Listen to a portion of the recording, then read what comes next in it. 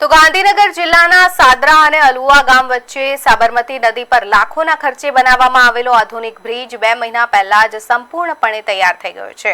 તેમ છતાં હજુ સુધી આ બ્રિજને વાહન વ્યવહાર માટે ખુલ્લો મૂકવામાં આવ્યો નથી અને બંને છેડે 800 ઊભી કરી દેવા માત્ર ઉદ્ઘાટનની રાહ જોવાઈ રહી છે। આ નવી બ્રિજ કાર્યરત થવાથી ગાંધીનગરથી સાદરા ચિલોડા તરફના ગ્રામ્ય વિસ્તારો વચ્ચેનું અંતર 15 થી 20 કિલોમીટર જેટલું ઘટી જશે, જેનાથી વાહન ચાલકોના સમય અને પેટ્રોલની પણ મોટી બચત થશે। સુવિધા તૈયાર હોવા છતાં તેનો લાભ ન મળતા સ્થાનિક ગ્રામજનોએ વહેલી તકે બ્રિજ ખુલ્લો કરવા માંગ કરી છે।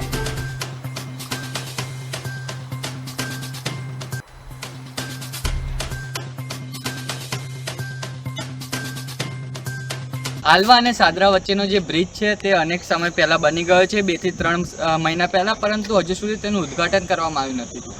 કેમેરામેનને કહીશ કે દ્રશ્યો બતાવે કે આ સાદરા ગામની શરૂઆત છે, તે આલવા ગામનો અંત છે।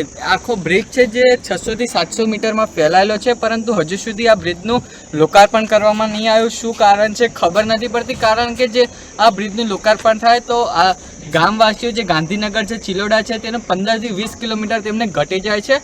એના કારણે જે હાલ જે પેટ્રોલનો જે પ્રોબ્લેમ ચાલી રહ્યો છે દેશભરમાં, તેનો બી બચત થશે, પરંતુ જે 2 મહિના ઉપર થઈ ગયું છે, હજુ તંત્ર દ્વારા આ ખોલવામાં આવ્યો નથી।